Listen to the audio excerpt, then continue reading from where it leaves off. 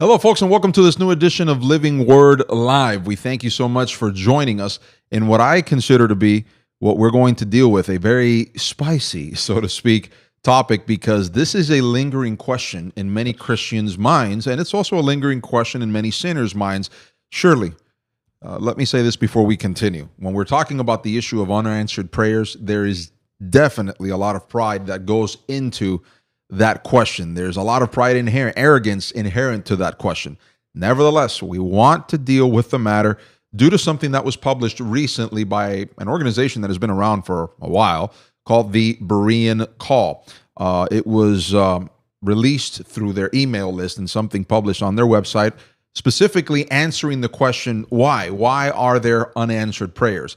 And we believe, because it was also forwarded to us, that it was imperative for us to tackle the subject matter, considering that this is something that the Bible does talk a lot about: prayers, answered prayers, unanswered prayers, and to give a biblical perspective on the matter, and also to bring peace and calm to the heart, because there are a lot of Christians whom they are greatly disturbed when they don't, where they are non-recipients, so to speak, of unanswered prayers. When in many cases, and we'll talk about this eventually, a lot of those unanswered prayers are in fact prayers that God's not going to answer because they're simply not part of His will. Again, this is a topic that requires elucidation. But if God says no, all of a sudden He didn't answer. Exactly. Could it be a no?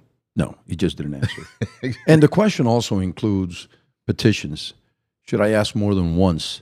And the answer that Berean Call gave is very interesting. They throw the word passion in there. And good morning, by the way, and richest blessing to all.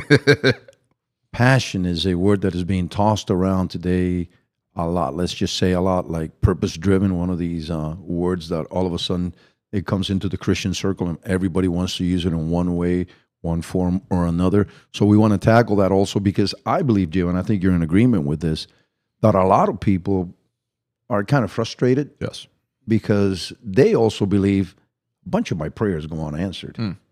And so they think, Berean thinks, they gave the response as to why prayers go unanswered, and or why should you continue to ask for the same thing. And this is interesting because this comes from a people that understands that it's not the amount of words that one uses or repeating the amount of words that you would use in prayer that God would listen to. They understand this, and they hound. I mean, they go after the people that go after you, that use the positive confession and all that. And I happen to agree with that. You know, you go around saying, this is what I'm going to get, this is what I'm going to get, this is what I'm going to get.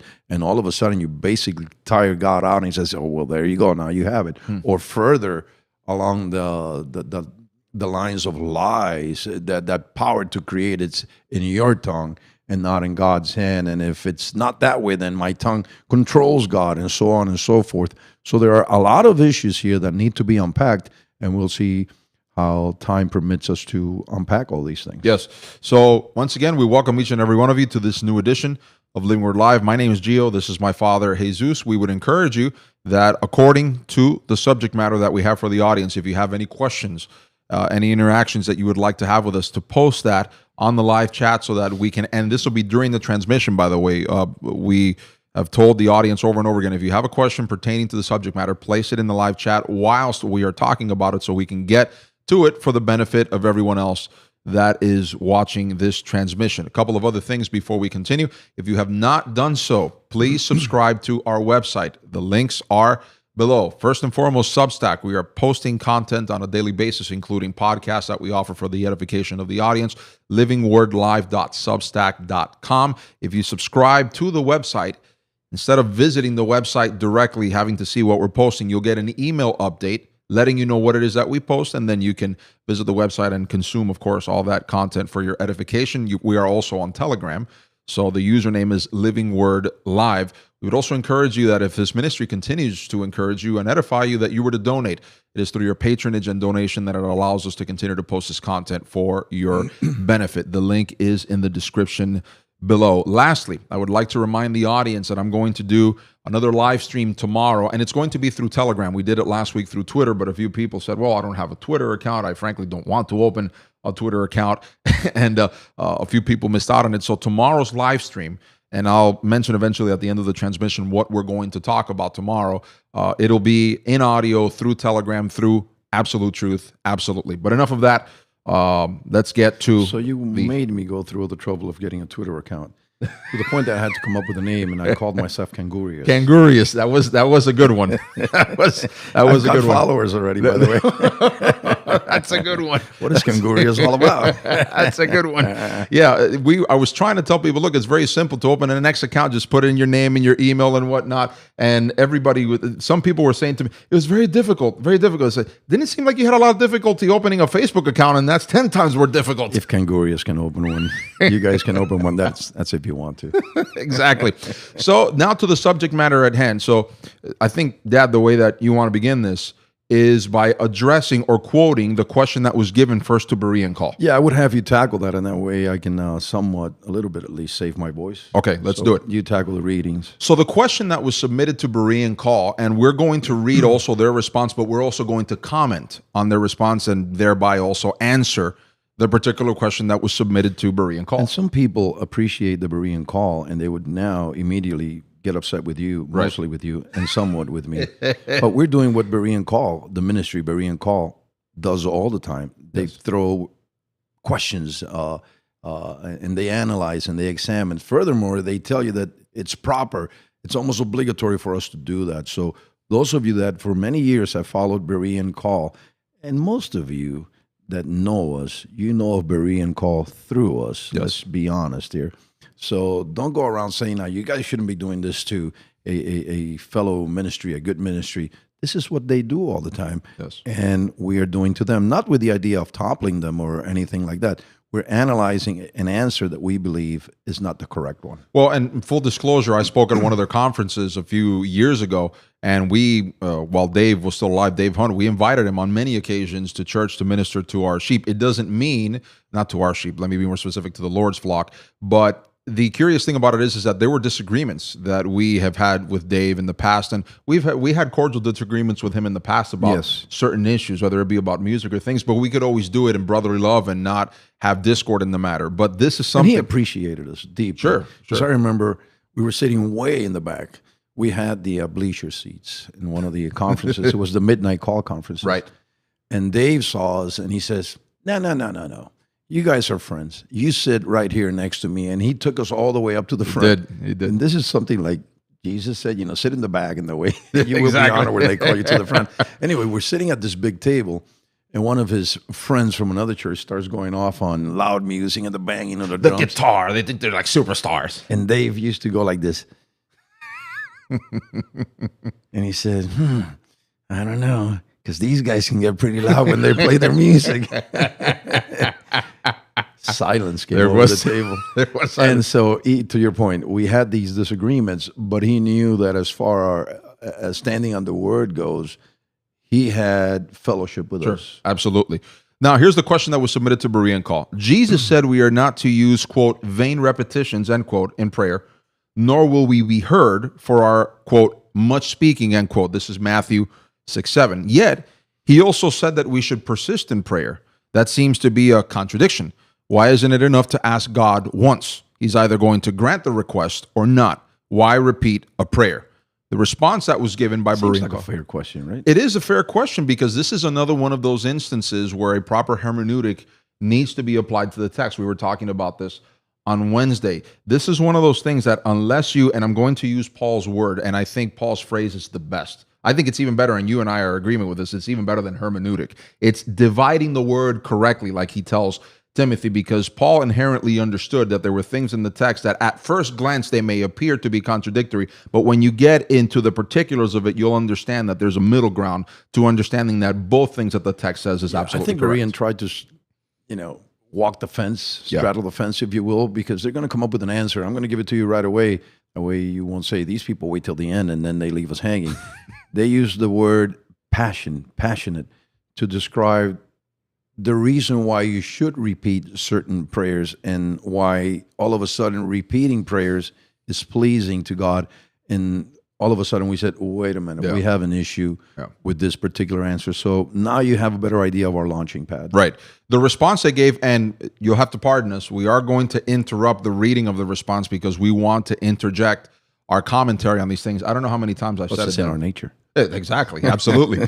I don't know how many times I've said it, Dad, throughout the years that I believe, and this is something I learned from you, whenever a person is building an argument in its totality is built from different points. And what I mean by different points, it's like an edifice. You've used that analogy throughout the years. You need floors, you need doors, you need walls.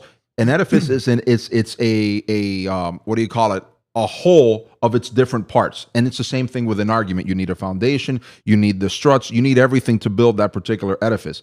If in any part of that edifice there's a faulty foundation, there's faulty wall building, there's faulty structure building, then by its very nature, you need to attack that very thing, because then otherwise the edifice comes down. It's the same thing with the argument. That's why it's important to, when an argument is essentially wrong because of its different parts, you have to address those individual parts to showcase that the entirety, the ending of the argument is inherently wrong. And that's why some people have become frustrated with us throughout the years. Why do you folks interrupt the readings of this, or you interrupt yourselves to bring in this thought? Because you have to look at the minutia of the entirety of the argument to understand that the foundation for what these people are putting forth is essentially wrong, biblically understood. What I'm going to say next will probably sound boastful, but it's something that I did. And I believe God led me to this, and it's to Gio's point, and it worked for us. Living Word has a few dozen ministries out there. They don't use the name we use. We were always under the impression, let's call it impression, that they should be free to do God's will and not be controlled by another church. Coverture, right? Exactly, and it becomes another denomination, even if it's a little one. So they have, and they've had from the beginning, free reign. I believe they will stand before God if they have truly received a vision, a calling from God to serve, then by all means, go and we will help you and bless you and encourage you to do that. But throughout the years, we had a good amount of associate ministers. And whenever I thought I had tapped into something, God was showing me something, we would have meetings, and I would say, okay, this is what I believe God is showing me from His Word. What do you guys think? And I would have them launch their very best at the point that I was bringing up, because if it's truly something that God was showing me, it could withstand Exactly. all the scrutiny Exactly. that they wanted to apply. Yep. And it's to your point, this is something that we have used throughout all these years, and we continue to do so. Exactly. The response is, prayer is communion with God, and thus involves getting to know Him intimately in a relationship of heavenly love. I mostly agree with that. I agree. Yeah. Understandably, then, He does not respond to casual inquiry, but to the passion of the heart. There it is. See, we have to stop automatically. Because if that is in fact the case, there's already puncture holes. We can already begin to see holes in this particular argument. If it comes down to it, Dad, then in essence, we could say that God answers prayers even based on a faulty understanding of His divinity, for example, His character, even things where prayers inherently attack God's character or His will, God will answer that, thereby setting in place in the person's mind that asks that particular petition or prayer based on a faulty assumption or faulty understanding of God's character, of His will, etc., that erroneous thought in his mind. Not only that, when we're talking about the passion of the heart, we hearken back to the Old Testament where Jeremiah himself in chapter 17 says that the heart is deceitful of all the things. Yep. And let me say this one thing also. This from the same people, I'm afraid to say, that will rightfully say of people like Louis Giglio on the Passion conferences, this is all emotionalism. This is emotional-driven gospel and not based on what the Word of God says. You can't, on one end, criticize passion, but on the other end say, this is a proper answer for the matter. And so, to Gio's point, Jeremiah 17:9, this is the King James Version, the heart is deceitful above all things and desperately wicked. Who can know it? But take a listen to the NIV. The heart is deceitful above all things and beyond cure. Right. So if it's the passion of the heart, and by passion, we are talking about, according to most dictionaries, a powerful emotion such as anger or joy. So something that is deceitful and now is full of passion, whether it be anger or joy, is the thing that God is looking for to answer prayers.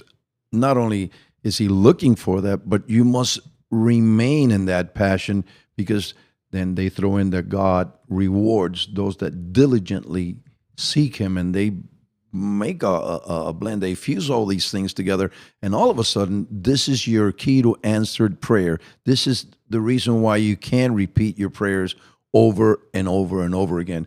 When we, and I'm going to say this now because once again, usually time doesn't treat us well, and then we run the risk of not saying it. We believe that John teaches in his first epistle that the key to answered prayer is praying according to his will. Correct. Because there's many things, and I'll take a natural relationship to try to showcase that, God is even better than the best of our relationships. I very often ask things of my father, not passionately, and they were granted, whether it was knowing this or getting that. I didn't always have to go, Dad, Dad, I have to have this. Furthermore, if I went into that, he knew there was a lot of Texas Longhorn chicanery, involved with that stuff, and he would say no. So we definitely have an issue with this thing about being passionate. You can do things because you are disciplined. You can do and should do things because you are disciplined, and you have somehow or another, whether you saw it in the Bible, you got a revelation, you have understood God's will, and now you're going after it, you're going for it. This is the key to answered prayer. And I said previously, I believe the question was a fair one. But again, Berean always looks at I think you asked this for the wrong reason. Well, no, how about if I just really believe that once I reach out to God and I present my petition, I should just wait on his answer? No, but it's a sincere question. And not all questions, even ones that may appear that they may trip a person up, aren't actually asked from malice. That's the fact of the matter. So you have to be able to understand the spirit of the question. Here, I want to address this. They're quoting of Jeremiah 29:13, Pops, because it says in the Old Testament, in part of the response, in the Old Testament, God said, "Ye shall seek me and find me when ye shall search for me with all your heart." Well, time out. You can't use that text to support the previous affirmation when it says he does not respond to casual inquiry, but to the passion of the heart. Firstly, when in Jeremiah 29:13, it's talking about seeking God and seeking God with all your heart, you have to understand the context.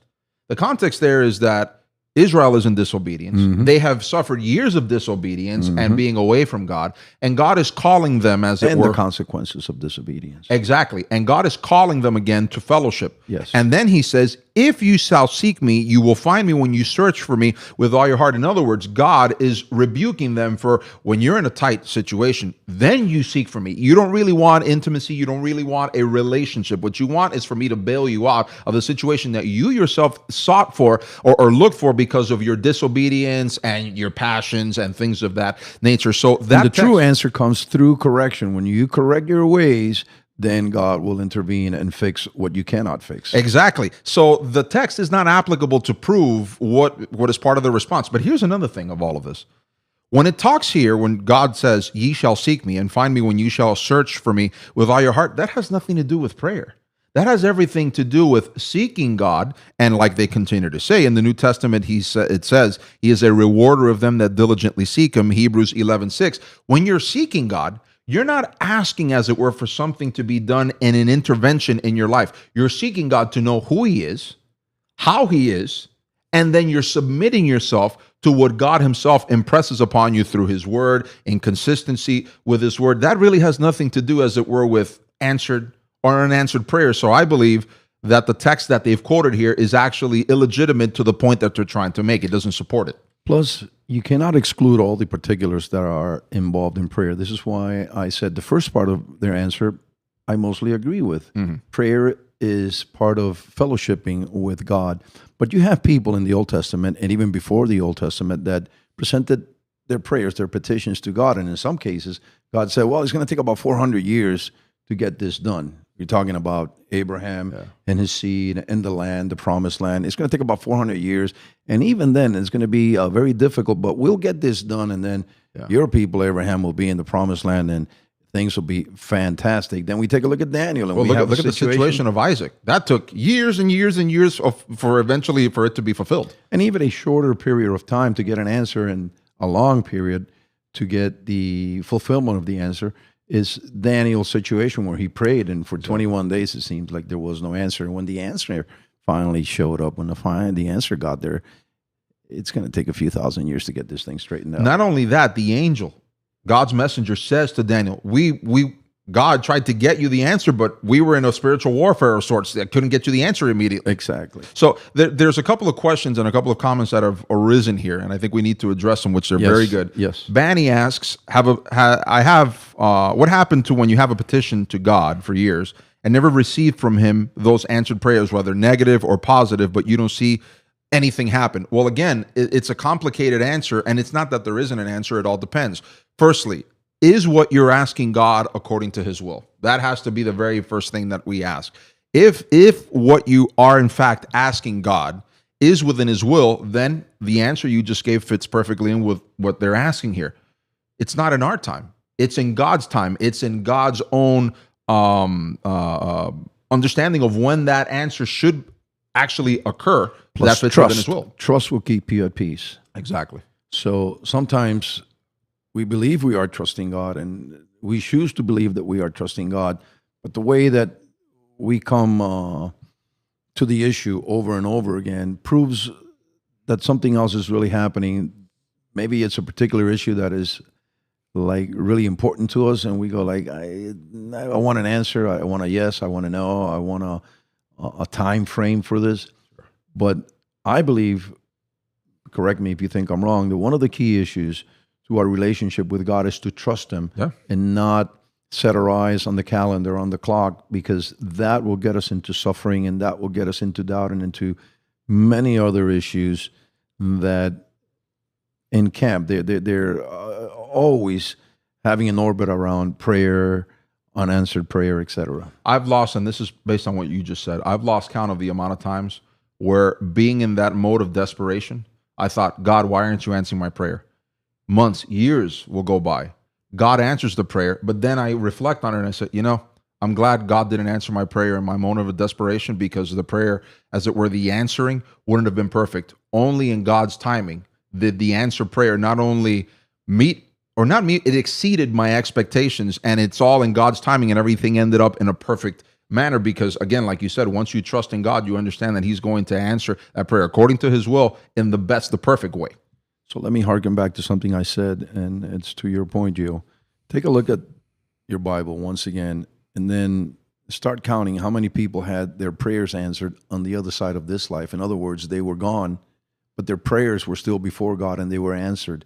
So to give such a simplistic answer as passion will resolve the issue of how many times you should ask and whether you get your petitions answered or not, I think that was, I hate to use the word, but I'm going to use it. It was a cheap answer. Yes. And it resolved nothing, and it cleared up nothing. Yep. Here's another, another comment left by Yasmin. It says, Amen, I've had a petition in my heart for some time now, but I haven't seen it in the physical. I believe it is aligned with God's will, but I also believe I haven't been ready to receive that particular blessing. God bless you all. Again, Yasmin, this has to do with the particular understanding of whether or not what you're asking for fits in with God's will. That's what it all comes down to. It doesn't matter how passionately, as it were, you pray about the situation. If it's not something that God himself, it's within his will, and also if it's not something that's actually going to be beneficial for you, because that also has to be considered, that's not something that God is in particular going to answer. And it makes passion like something that only works in a righteous way. I've known throughout the years a lot of passionate people that they're passionate about stuff that is wrong. Dad, I'm glad you mentioned that. I know the audience can sometimes get sick and tired of my quoting Webster's 1828, but the reason I love quoting that dictionary is because Webster was a godly man, according to my understanding, and he infused his definitions with biblical understandings of them. To your point, listen to how Webster defined passion: susceptibility of impressions from external agents. In other words, Webster knew, he said, Jeremiah talks about the deceitfulness of the heart, and you may want something zealously, But if your heart is deceitful and you let your heart play with you, so to speak, you can believe that you actually want something and that it's going to be good for you. God's not going to grant you that because you're actually letting your deceitful heart guide you, so to speak, or direct your inclinations. Joe, again, this is why when I received this and I read it, I said, we have to tackle this. I wanted to talk about admonishment today and how this generation rejects admonishment. But this is something that I said we have to tackle this because a lot of people have issues with unanswered prayer, unanswered prayer, and this is something that we need to help them with. For the longest time, the word passion has been thrown in our face. It's been popularized. Now you should be passionate about this, passionate about that. And you hear Christians going, I'm passionate about Christ. Paul was a passionate individual. So are you saying that passion is something that we should avoid? Well, they even talk about the passion of the Christ. Right. And so be very, very careful. If you don't mind, share that definition again. Sure. Because I believe there is a huge difference between obedience, being diligent, being disciplined, and being led by passion. If we're talking about passion of the heart, once again, Jeremiah said, careful, because the heart is deceitful above all things. And according to the NIV, it cannot be cured. Now, if what you're saying is that Christians don't suffer from this, then that's a whole other topic that we would have to take up in another issue, because all of a sudden I'm born again and my heart is not deceitful. There's no deceit functioning inside of me. Of course there is. I've been doing pastoral work for over 40 years. There's a lot of deceit going on in the fallen part of the believer, and it comes to the forefront. And sometimes it finds this perfect camouflage, Joe, so that others think that, wow, this is actually a great example of walking in the Spirit, and you couldn't be further away from walking in the Spirit when you'll see it for what it is when you actually analyze that. Here's once again part of that definition: it is susceptibility of impressions from external agents. There's another comment that was just dropped by Genesis. It says, understanding that praying well requires bending one's prayers to God's will. Is there a streamlined way to really confidently comprehend what God's will is? Well, Genesis, here's the thing. When you say streamlined, I'm going to, and I hope you don't take offense to this, I'm just understand that what I'm about to say is to ensure that we are aligned to what the Bible says about these things. When we talk about streamline, now we're talking about taking shortcuts. And with God, there is no shortcuts. We shouldn't either be looking, as it were, to have shortcuts with God. So no matter the terminology that we use for the matter, we should not be looking, as it were, to try to sidestep God's way of doing things, because his ways are perfect and ours are not. So we can't look to, again, streamline or shortcut, whatever word that we want to use on the matter. We shouldn't look to do that. We should simply submit ourselves to what God himself has us to understand with respect to his will. And here's the thing. You want to understand what God's will is? Read your Bible and understand who God is. Therein, you're going to understand more perfectly what God's will is, because it's applicable to every single believer. It's not like, for example, what Schofield used to teach, and this is one of the things that Schofield got completely wrong. God has his perfect will and his permissible will. In other words, it's like, well, if you don't meet this one, dear Christian, then I'll just permit you this. God is not a pragmatist. So in that respect, you have to understand that God is perfect, and we have to submit to him, and there's no way to shortcut that. Can I tackle that a little bit? Please. If you want to know God's will, you need to understand that his word and his will are one and the same. He wouldn't tell you something that is not in his will. He'll show you issues that are not in his will so you can avoid those. And then even like that, you're still finding out about his will. But most people want to know his will as to particular issues going on in their life. And my answer to that throughout the years is as follows.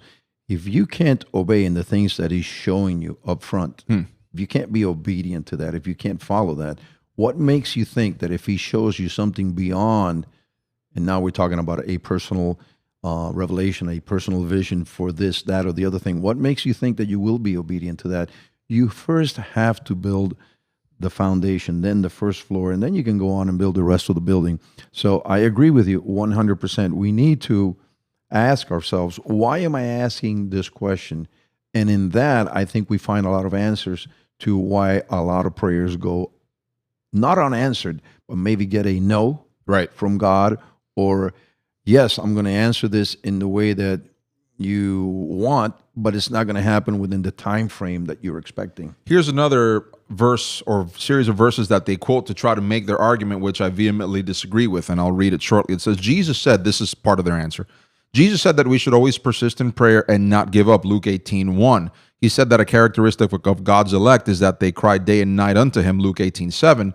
And he encourages us to keep asking, seeking, and knocking at the door of God's mercy and grace until we receive our petition from him, Luke 11:5-10. Such persistence is not the vain repetition that Christ condemned. Well, let's read for a quick second Luke 11:5-10. It says, and he said to them, which of you shall have a friend and go to him at midnight and say to him, friend, lend me 3 loaves, for a friend of mine has come to me on his journey, and I have nothing to set before him. And he will answer from within and say, do not trouble me. The door is now shut and my children are with me in bed. I cannot rise and give to you. I say to you, though he will not rise and give to him because he is his friend, yet because of his persistence, he will rise and give him as many as he needs. So I say to you, ask and it will be given you. Seek and you will find. Knock and it will be opened to you. For everyone who asks receives, and he who seeks finds, and to him who knocks it will be opened. So in essence, their interpretation here of God is that God is a bit of a masochist, so to speak. And I say that respectfully, not playing it on God, but on this particular interpretation of God. See, according to their usage of this text, what they're saying is that God almost delights on, you're going to have to beg me for that, and you have to beg me over and over and over again for that, so I can finally open my hand and bless you in that way. And yet, it's completely inconsistent, that thought, with what Jesus says here in verses 5-8. Plus persistence doesn't mean I knock and knock and knock. I knock, and now I'm standing here until I get a yes or no, a get away. Exactly. So it doesn't involve more asking. It takes a trusting, a waiting in trust, not a, I guess he didn't hear me. I guess he wants me to beg. I guess he wants me to ask over and over until I tire him. Exactly. No. Persistence in waiting means that you trust God until the manifestation, the answer, whatever it happens to be. Because let's face it, we want a yes. Yep. Most of the time, we want a yes. And this brings into the conversation God's sovereignty, which we brought in before in the form of, if you pray according to his will. Yeah. We have issues. Our flesh has issues with all these things. This is why I said at the beginning that I am in agreement with the first part of the reply that Berean gave, because it is talking about a relationship. And you don't try to manipulate relationships. You understand them, and you're happy with them, and you move on within that relationship without trying to manipulate, in this case, God, which, by the way, you're going to tire yourself out. And at the end, you're going to be frustrated and angry, and God is going to remain God. So this is what's happening with the people that will say, if I confess this, if I decree this, all of these things manipulation. Exactly. Dad, and here's another you don't point. Want to you don't want to be involved in a natural relationship that has manipulation at the core, tucked in, hidden in there, and you definitely don't want a relationship with God with manipulation involved or participating in that relationship. I'm glad you mentioned this, because the word persistence here is a euphemism, at least in the argument that they're putting back. What do I mean by that? Persistence means if we continue to persist, then we'll manipulate God's hand. That's what part of the trap that I see that they're falling into with their answer. By the way, Luke 18, the context, we've said it over and over again, clarifies this. They're quoting it, but look at what the text actually says. Luke 18, verse 1, then Jesus spoke a parable to them. Here it is. That men ought always to pray and not lose heart. What have you been saying already about faith and staying on God's promises and not losing heart? Then Berean throws in there, they cry out to God like they were talking about crying, when it's actually it has a completely different meaning. It's not attached to an emotional way of approaching God. But then here's your point. Why would you specifically quote this when Jesus is talking about an unjust judge and this widow? And then Jesus answers, then the Lord said, hear what the unjust judge said. And shall God not avenge his own elect who cry out day and night to him, though he bears along with them? Talking about sinners in particular. Why? Because of his forbearance. This leads us to repentance, like Paul says. I tell you that he will avenge them speedily. So the text is not talking about answered prayers, as it were, for particular instances that we may want. It's talking about justice in this particular It's about text. justice, it's about righteousness. And then when it talks about God's kids crying out to God, it's not one child crying afternoon, morning, night, at all times of the day. It's that God has a lot of kids, and the prayers crying out to God, calling out to God, are going to him day and night. So again, I believe there was a stretching of these verses and a manipulation of these verses to make the answer that they came up with passionate prayer, the passion of the heart, to make that the key to be able to repeat yourself in prayer and then say this is exactly what Jesus meant. And number two, this is the way you get your prayers answered. No, if you pray according to his will, send your prayer up to God, and then after that, you stand in trust. Rita left a good comment here, and I wanted to read it. Says, good morning, Pastor and Gio. On one occasion, Pastor, you mentioned to us that when we pray for specific situations, it will take time because God has to move things, people, etc. We want things yesterday in our ways, even though it might not be the right thing for me or for my family. Folks, I don't know how many years you've been saying this. In our capriciousness, we think God has to answer me yesterday. And then the fact of the matter is that, like I said earlier, there are things that God simply will not answer because they're not going to be to our benefit. You hear so many silly things. I mean, absolutely silly things about prayer. For example, this is a popular one. There's power in prayer. Really? There's power in prayer? Power of prayer, yeah. I didn't know that. Yep. I guess I have to sit down and learn, figure out where the power in prayer lies. Because my understanding is God is almighty. There's power in God. Prayer connects me to God. But if I am connected, or I'm connecting myself to the Almighty, it behooves me to understand that it's his will, not mine. It's not me, weak, feeble, however you choose to describe yourself. You're this great, mighty Christian. It's not you that is in control. God is in control. So if you believe he's listening to your prayers and you have presented your petition, your point after that is what? Stand in trust. Furthermore, when Jesus was talking about answered prayer, he mentioned one thing above all: faith. Pray in faith. Yep. No, pray passionately. Pray in faith. Exactly. Well, there are other points that you even read, that other verses where they talk about, persistence and all that. It still has to be in faith, because if I go to my friend saying, I have a third party here, you don't know him, but he's my friend also, and there's some certain things that he needs, and I don't have them, but you have them, and you can give them to me now so I can provide it for him. What's in that circle? That's intercession. Yep. That's prayer on behalf of others. And so, yes, there's a petition involved there, but there's a circle of friendship that doesn't include all three parties knowing each other. Right. And all these things have to be taken apart slowly and looked at individually, and then you get a better comprehension of prayer, and not just say, you see, this is the key, and this is the way that you should. What was the name of that character on television that was always doing that? Sheldon. Yeah. I believe he had that mannerism of knocking 3 times or 4 times, whatever it was. This is just not the way it works, folks. Exactly. If you have a relationship with God and somebody comes along into your circle, or you know somebody that needs something, you can petition God for that person, and then you just, again, wait and trust, and God will answer according to his will, not yours. Because once it touches at the fibers of my heart, this is what they're trying to say, then I will ask more earnestly. If you are a believer, you ask fairly for yourself and for others.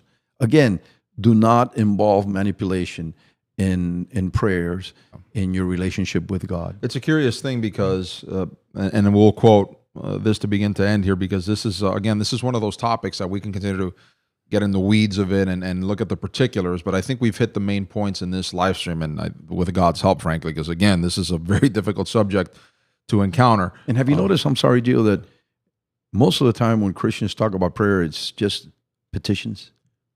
Exactly. What do you mean? There's other aspects to prayer? Yes. A lot more. Yeah. Yes. As a matter of fact, prayer doesn't have to be something where you are kneeling and you're at an altar, or you're at one of the church pews, as it were, and you do this particular action. Folks, Paul said, pray without ceasing. Throughout the day, I said this in a podcast episode last week of The Honorable Family. When people talk about listening, they tend to reduce listening to when we're engaging in conversation, just paying intently to what you're saying. When we go to the Bible, Christians say, no, but I want to hear God's voice audibly. When you're reading the text and you're paying attention to it, are you not listening to God's voice? Because that is God's word speaking to you. That's another form of listening, but they tend to discount that because they want the esoteric experience, the euphoric experience. I heard an audible voice say to me, this is my will for you, because that sounds impressive. But to me, folks, the most impressive thing is that we are developing our character according to God's will.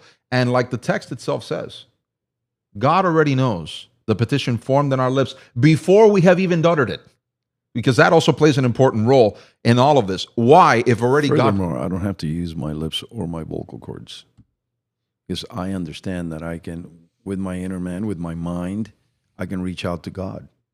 I'm going to quote the text that you put here to end, 1 John 5, verse 14 through 15.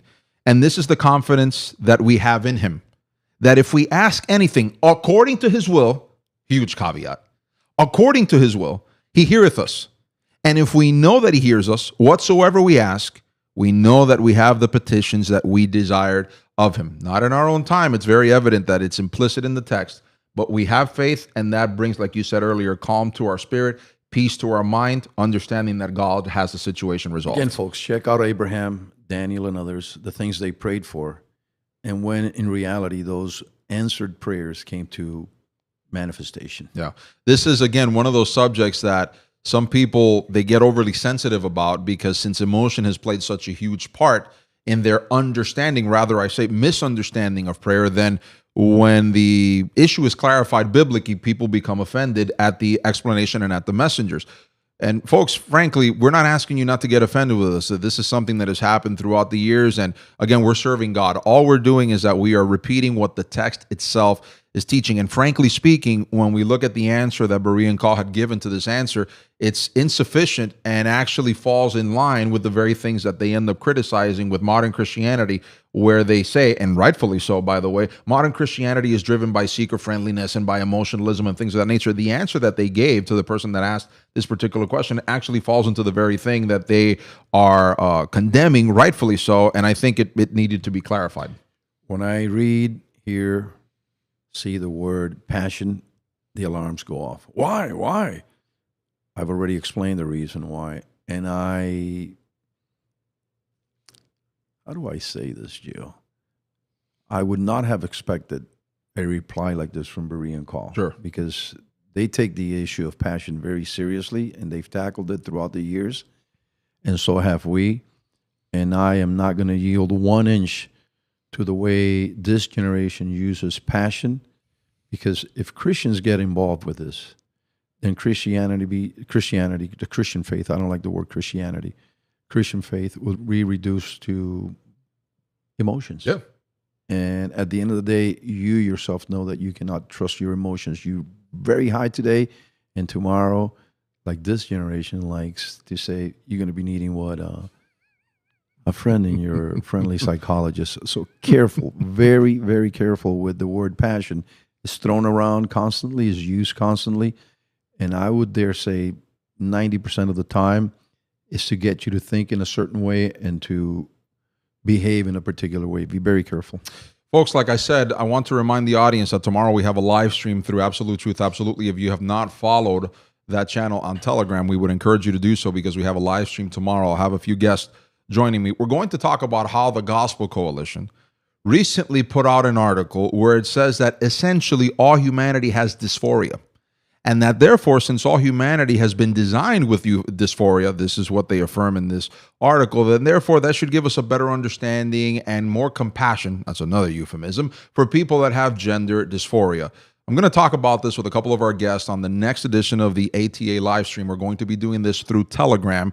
Tomorrow it'll be available at 8 p.m. We also encourage the audience, as you have done today, to submit your questions and to interact with us as we answer the question, is this in fact true, or is this nothing more as another escape hatch, a secret one that these so-called wishy-washy Christians are attempting to introduce to get us to accept things which the Bible inherently says are against God's will. So that again will be on the next live stream of Absolute Truth. Absolutely, that'll be available through Telegram. If you have not followed that channel through Telegram, the username is ATA Truth, ATA Truth. We remind the audience before we finish that if you have not done so, subscribe to the outlets that we have. Firstly and foremostly through Substack. The address is down beneath. Simply input your email address when you visit the website so that we can alert you as to when we post new content. Also subscribe to our Telegram channel so that you can also receive the goods that we offer through that on that particular channel. And lastly, don't forget your patronage.